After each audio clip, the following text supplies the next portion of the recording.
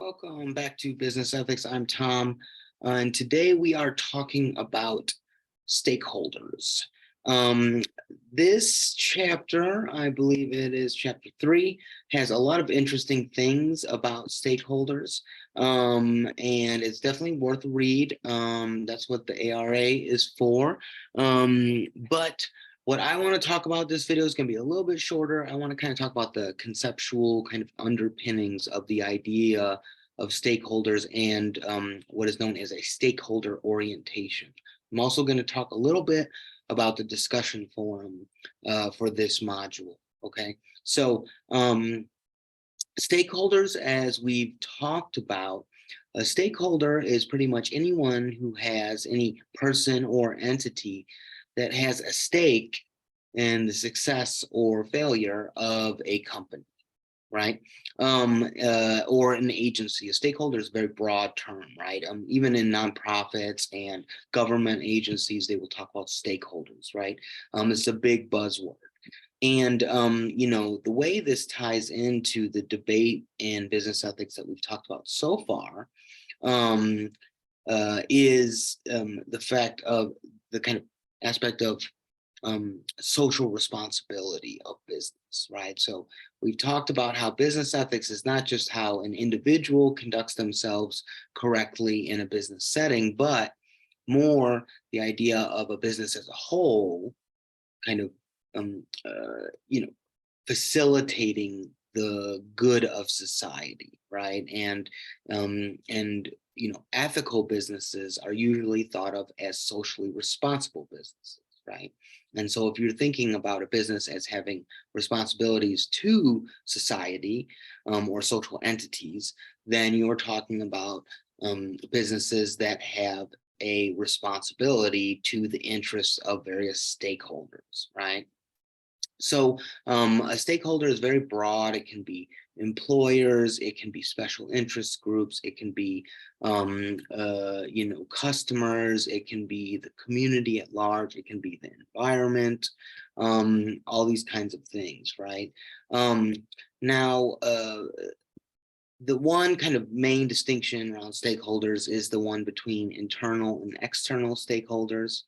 Usually internal stakeholders has to do with stakeholders that are officially kind of have a role, an official role in the company in some way, right? So employees, managers, executives, and then also investors or shareholders, right? Board members, these kinds of things. Now, board members are interesting because they're usually outside entities. They're not actual employees necessarily. They can be, but anyways, so these kind of people who are officially kind of like tied to the company. But external stakeholders are ones that are not kind of officially tied. So for example, customers, right? Customers are really important to a business, right? But a customer has no official allegiance, right? They can shop anywhere or buy anything from you or someone else, right? Also the community, right? If you set up a factory in a town, that town is a stakeholder, but they're not necessarily part of your company. And suppliers can be like this as well, right? They're outside entities, they're their own businesses, competitors, right? All these kinds of things. Now, the other kind of important feature of stakeholders is to recognize when they have a stake in your company, what that stake kind of amounts to is that they have particular interests, right? That your company is either meeting or not meeting, right? And so one way to think about stakeholder interests is in kind of a generic way, right? So consumers want cheaper prices, better quality goods, more convenience, right? Those are like their interests as consumers, right? Employees want a nice, healthy working place, good benefits, higher pay, right? These are kind of like their generic interests. But you can also have more specific interests, right? Depending on the industry you're working in or the community that your business is working in, they might have more kind of niche interests, right? But those are, when you're thinking about stakeholders and you're thinking about meeting or not meeting those interests, right? Now, the other thing I like to mention here is what's called stakeholder orientation, right? Now, stakeholder is a very broad term, as we've mentioned, but the thing about stakeholders, if you want to be socially responsible in some way, or you make an attempt at that, you need to kind of adopt a version of what's known as a stakeholder orientation, right? And a stakeholder orientation is kind of making decisions about your company based on the interests of stakeholders, right? So actually integrating that stuff into your decision-making process, right? So it's not enough to just kind of, what would you say, wave your hands towards your customers. You need to really know what they want, and you need to make some real efforts to integrate those interests into the decisions that you make, right? So that is doing that in a systematic way is a stakeholder orientation, right? And that's a lot of work, actually. So in general, what a stakeholder orientation, what that kind of process would look like is you kind of start off by understanding first,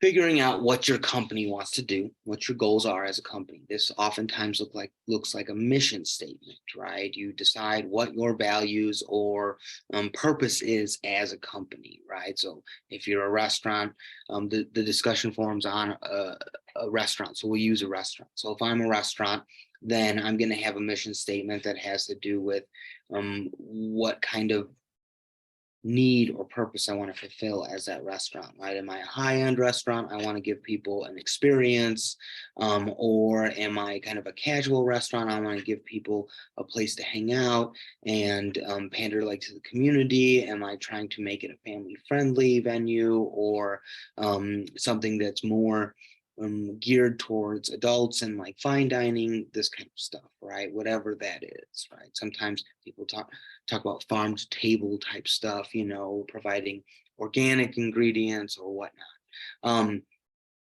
And then what you want to do is you need to start knowing who your stakeholders are, right? So you have to identify your stakeholders.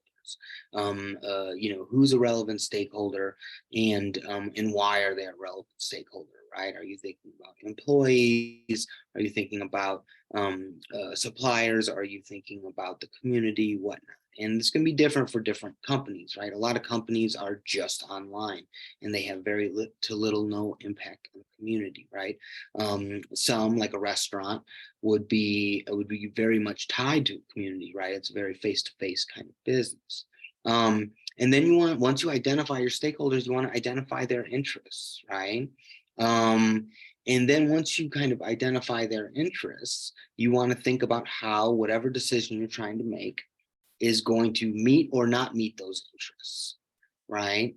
And based on that, you want to also kind of gain feedback. So if you're going to make a decision about a particular issue, right? You're going to change your product or something like this. You want to find some way to gain feedback from those stakeholders, right? Whether it's like surveys for your employees, whether it's kind of watching social media movement, whether it's other kinds of surveys. We see this all the time. If you pull up an app, how do you like this app, right? This kind of stuff.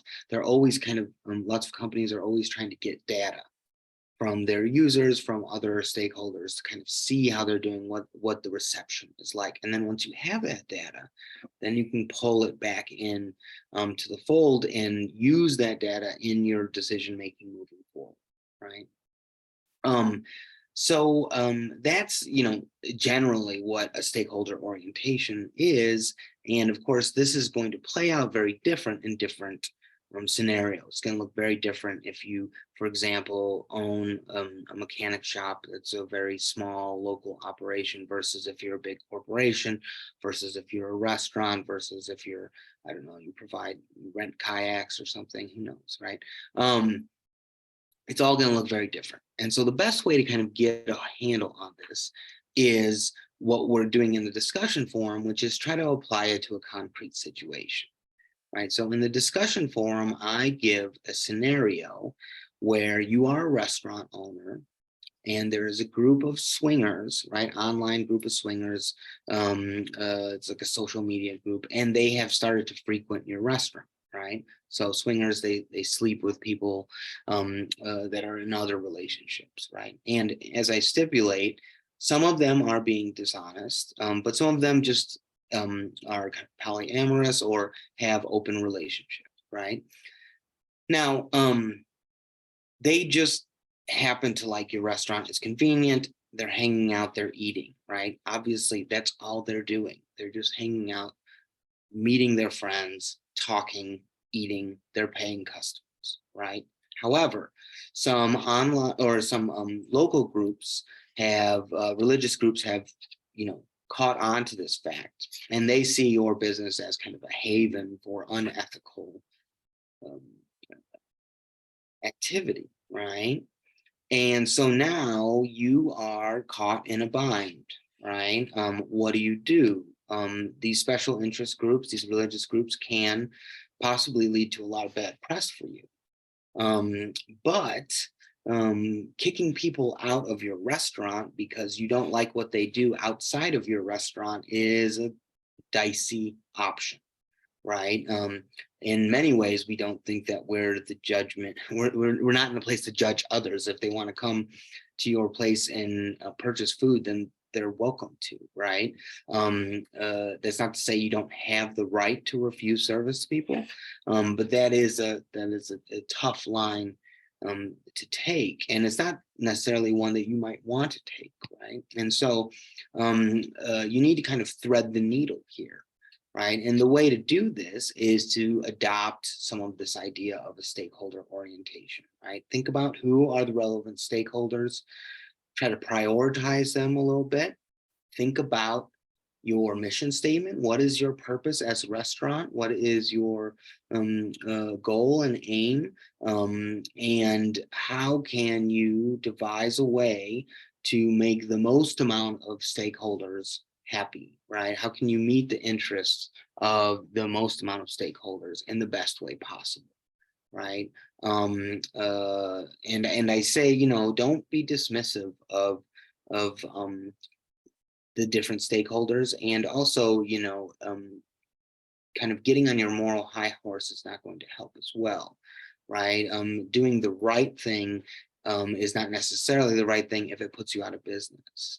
And but at the same time, if you're too wishy-washy about things, customers and investors will see that, right? So it's a kind of is a difficult position.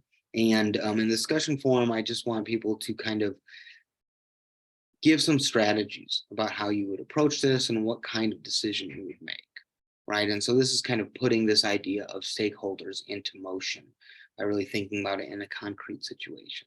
So that's it for this video. I will be talking with you all soon. Thanks for watching.